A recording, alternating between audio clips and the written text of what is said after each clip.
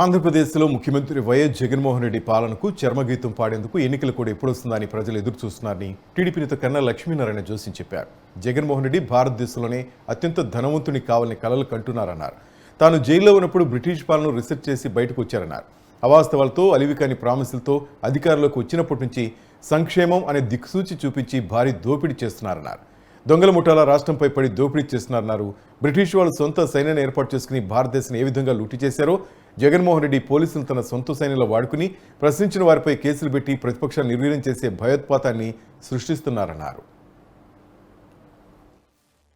జగన్మోహన్ రెడ్డి పాలనకి చరమగీతం పాడటానికి ప్రజలు సిద్ధంగా ఉన్నారు. షెడ్యూల్ ఎప్పుడు వస్తుందా అని చెప్పేసి ఆతృతతో ప్రజలు వెయిట్ చేస్తూ ఉన్నారు. ఏదైతే తాను భారతదేశంలోనే అత్యంత ధనికవంతుడు కావాలనేటువంటి ఒక లక్ష్యంతో జైల్లో ఉన్నప్పుడు బ్రిటిష్ పాలనను పూర్తిగా రీసెర్చ్ చేసి బయటకు వచ్చి అవాస్తవాలతో అలివికాని ప్రామిసులతో ప్రజల్ని నమ్మించి అధికారంలోకి వచ్చినప్పటి నుంచి కూడా సంక్షేమం అనేటువంటి ఒక బూచి చూపించి సంక్షేమం ముసుగులో భారీ దోపిడీ రాష్ట్రంలో చేసినారు. ఒక దొంగల ముఠా రాష్ట్రం మీద పడితే ఎట్లయితే గ్రామాల మీద పడి దోచుకు తింటారో అలాగే ఈ 5 సంవత్సరాలు కూడా ఆంధ్ర రాష్ట్రం మీద పడి విచ్చలవిడిగా దోచుకొని ఏదైతే బ్రిటిషర్స్ సొంత సైన్యాన్ని ఏర్పాటు చేసుకొని భారతదేశాన్ని లూటీ చేశారో అదేవిధంగా పోలీసుని తన సొంత సైన్యంలాగా వాడుకొని ప్రశ్నించినటువంటి వాళ్ళ మీద కేసులు పెడుతూ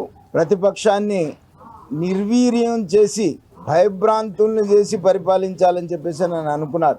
కానీ ఆంధ్ర రాష్ట్ర ప్రజలు అంతా తేలిగ్గా అయితే ఏం లేరు. బ్రిటిషర్స్నే వ్యతిరేకి పోరాటం చేసినటువంటి వ్యక్తులు జగన్మోహన్ రెడ్డి లాంటి వాళ్ళని ఎంతోమందిని చూసినటువంటి పరిస్థితి. ఖచ్చితంగా రేపు జరిగేటువంటి ఎన్నికల్లో జగన్మోహన్ రెడ్డిని ఇంటికి పంపించడం ఖాయం. సైకోని తరిమేద్దాం ఈ స్లోగన్తో రేపు ఎన్నికల్లో మరి అందరూ కూడా ఈ సైకోని రాష్ట్రం నుంచి తరిమేయాలని చెప్పేసి నేను కోరుతా ఉన్నాను.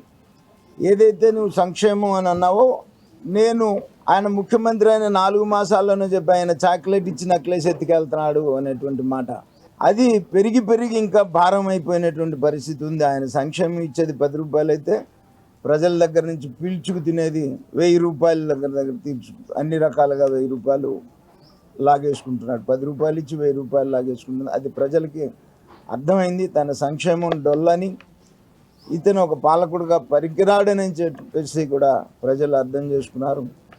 ఎప్పుడు ఎన్నికలు జరిగితే అప్పుడు జగన్మోహన్ రెడ్డిని ఇంటికి పంపించడానికి సిద్ధంగా ఉన్నారు ప్రజలు.